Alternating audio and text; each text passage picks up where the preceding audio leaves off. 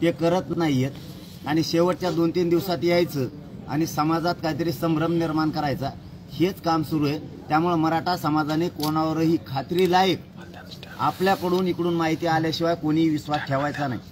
आपलं फायनल ठरलेलं आहे 20 जानेवारीला मुंबईला जायचं म्हणजे जायचं। आरक्षण मिळालं तरी जायचं, नाही मिळालं तरी जायचं। आरक्षण मिळालं तर गुलाल घेऊन जायचं, नाही मिळालं तर आरक्षण आणायसाठी जायचं।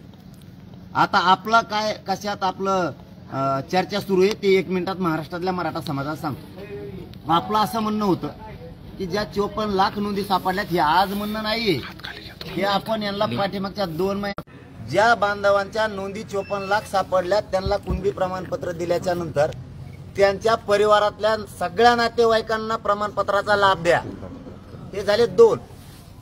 आणि या दोघांना ज्यावेळेस प्रमाणपत्र मिळतील राज्यभरासाठी त्याच वेळेस ज्यांच्या नोंदी मिळाल्या नाहीत त्या सगळ्या सोयऱ्यांना फायदा होणार आहे। कधी?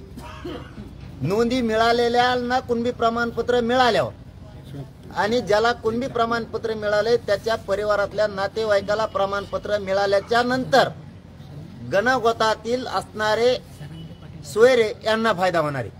आता मराठा बांधवांना सांगतो यांनी काय उलट केलंय, यांना मी सांगतोय 54 लाख नोंदी सापडल्यात त्याचे प्रमाणपत्र अगोदर द्या, तर यांनी असं उलट केलंय। जे सगळे सोयरे शब्द आपण त्यांना घ्या म्हणून सांगितला होता तो आधी घ्यायला लागले। म्हणजे इथं काय आता विहीर खांदायच्या आधीच मोटर आणून ठेवली, विहीरच खाल्ली नाही तरच मोटर आणली आणि जमीन तर बागायती करायची, बागायती कसं काय होईल? म्हणजे एखादं घर बांधायचं त्याला अगोदर फाउंडेशन खोदणं गरजेचं आहे आणि त्या फाउंडेशनवरती मग भिंती बांधून पत्रे टाकायला लागते। यांनी काय केलंय जमिनीवरच भितडी बांधल्या आणि त्यावर पत्रे टाकले, म्हणजे वारा सगळं उडून गेलं पाहिजे। आपलं म्हणणं असं आहे बेस महत्वाचा याचा ही आहे कुणबी प्रमाणपत्र, तरच सोयऱ्याला फायदा होतो। हो म्हणले इथून गेले आणि पुन्हा तेच कालपत्र घेऊन आले। आपण जी व्याख्या दिली होती सगळ्या सोयऱ्याची ती त्याच्यात घेतली नाही, फक्त सगळे सोयरे घेतले। आम्ही त्यांना सांगितलं व्याख्या सह घ्या म्हणजे अधिकारी पुन्हा अडचणीत आणणार नाही। सोयरा कोण, कसला सोयरा, कोणता सोयरा, तो आयु होतो का, हे गोंधळ आमच्या गोरगरीब मराठ्यांनी करण्यापेक्षा सुटसुटीत आणि स्पष्टपणानं करा। मग आपण त्यांना अशी व्याख्या दिली होती त्या दिवशी, परवाही दिली, कालही दिली। ज्या मराठा बांधवांची कुणबी नोंद सापडली आहे त्याच कुणबी नोंदीच्या आधारेच त्याच्या गणगोतातील सगळ्या सोयऱ्यांना कुणबी जात प्रमाणपत्र देण्यात यावे।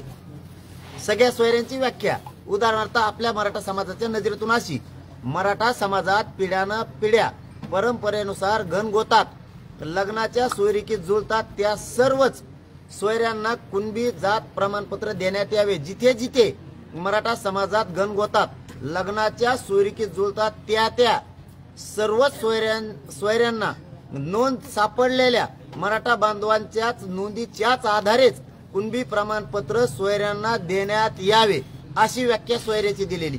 हे घेतलं नाही, त्याच्यात काही घेतलं पितृसत्ताक टाकलं आणि मला मातृसत्ताक बे टाका, जे सांगत नाही ते उलट टाकतात। हे त्यांनी त्याच्यात घेतले तर काही गाळले।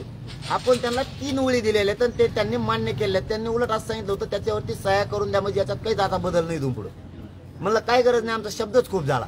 या 2 ओळी, आता 3री ओळ आपण अशी दिली होती, ज्या मराठा बांधवांची कुणबी नोंद सापडली नाही अशा मराठा समाजातील सर्व व्यक्तींना ज्या मराठा बांधवांची नोंद सापडली आहे त्या सापडलेल्या नोंदीच्या आधारे नोंद न सापडलेल्या मराठा बांधवांना त्याच्या गणगोतातील सगळ्या सोयरा समजून सर्वच त्यांच्या सोयऱ्यांना कुणबी जात प्रमाणपत्र देण्यात यावेत आणि हे त्यांनी मान्य केलेलं आहे। ह्या ओळी घ्यायच्या सोडून 3रच घालतात आणि तिकडे बातम्या देतात की वेळेला तोडगा निघाला। काय तोडगा निघाला रे?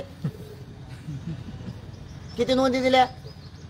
त्यांचं म्हणणं होतं मराठा बांधवांना, हे आज प्रेसच्या माध्यमातून सांगतो मी, त्यांचं म्हणणं असं होतं आता हे 2 दिवसात होणार नाही, 54 लाखांना आम्ही कुणबी प्रमाणपत्र देतो पण हे 2 दिवसात होणार नाही। मग 1.5 महिने काय केलं तुम्ही? आम्हाला पुढे आंदोलन उभा करायचं असलं, साखळी उपोषण करायचं असलं, आमरण उपोषण करायचं असलं, मुंबईत जायचं असलं, तुम्हाला 2 दिवसात होत नाही।